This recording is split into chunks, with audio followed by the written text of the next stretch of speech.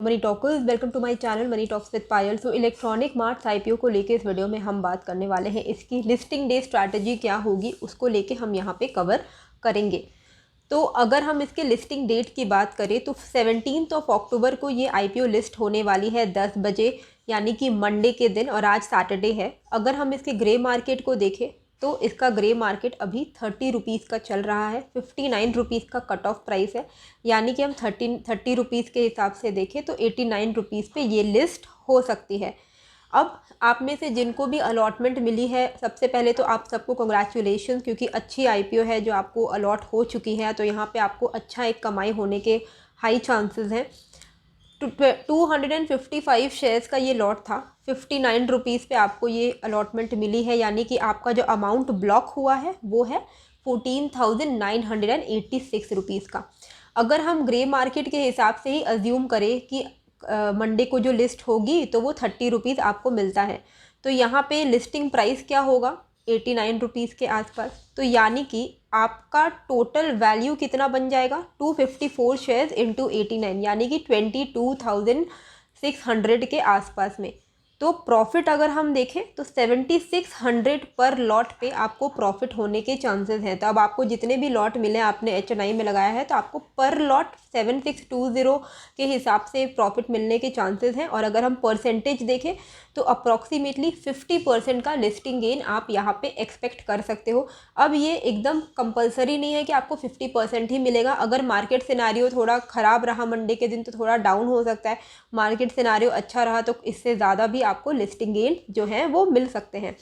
जो होल्ड करना चाहते हैं उनके लिए ये अच्छा शेयर है, क्योंकि एक तो ये 4th largest consumer durable and electronic retailer है, जिनके रिटेल स्टोर्स भी हैं। इनका होलसेल का काम है, रिटेल का काम है, और ई कॉमर्स के थ्रू भी ये अपने प्रोडक्ट्स को बेचते हैं। एंड कंज्यूमर ड्यूरेबल का जो आगे जाके जो मार्केट शेयर है और आगे जाके जो इनका ग्रोथ है वो सस्टेनेबल है। तो फ्यूचरिस्टिक मॉडल है कंज्यूमर ड्यूरेबल का, ये कभी ख़त्म नहीं होने वाला है। तो ऑब्वियसली सेक्टर भी अच्छा है अगर हम फ्यूचर के हिसाब से देखें तो। और अगर हम इनके प्रॉफिट्स को देखें तो ये ईयर ऑन ईयर इनकी जो प्रॉफिट है वो इंक्रीज़ ही हुई है, रेवेन्यू भी इंक्रीज़ हुई है, एंड बोरोविंग जो है वो डिक्रीज़ हुई है। बोरोविंग्स इनकी इंक्रीज़ हुई है, बोरोविंग डिक्रीज़ नहीं है, बोरोविंग इनकी इंक्रीज़ हुई है। लेकिन ये जो इनको जो पैसे मिलने वाले हैं इस आईपीओ के थ्रू, उसके थ्रू भी ये कुछ कर्ज जो है, डेट जो है वो चुकाने वाले हैं।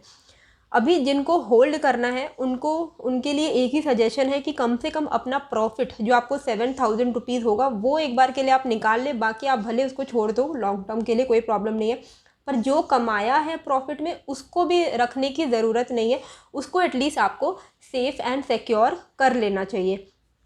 अगर आप कंप्लीटली आप चाहते हो कि मैं जितने भी मुझे अलॉटमेंट मिले हैं मैं लिस्टिंग गेन्स लूँगा ही नहीं, मैं बस उसको छोड़ दूंगा लॉन्ग टर्म के लिए, तो सारे शेयर्स आप होल्ड करिए 254। लेकिन फिर आपको स्टॉप लॉस मेंटेन रखना पड़ेगा। और स्टॉप लॉस आपका क्या होगा, मंडे के दिन जो भी लोवेस्ट प्राइस रहेगा वही आपका फ्यूचर के लिए स्टॉप लॉस हो जाना चाहिए, ताकि आपको जितने में ये अलॉटमेंट मिली, आपने 59 रुपीज़ में शेयर्स खरीदे हैं, 59 अगर वो 89 रुपीज़ पे खुलता है और मान लीजिए कि 80 रुपीज़ का लो बनाता है, तो 80 रुपीज़ आपका फ्यूचर के लिए स्टॉप लॉस होना चाहिए, ताकि अगर 80 रुपीज़ के नीचे निकल जाए तो आपको, क्योंकि अगर देखो पहले दिन का अगर लो टूटेगा ना तो चांसेस है कि फिर जो स्टॉक है वो और ज़्यादा गिरेगा।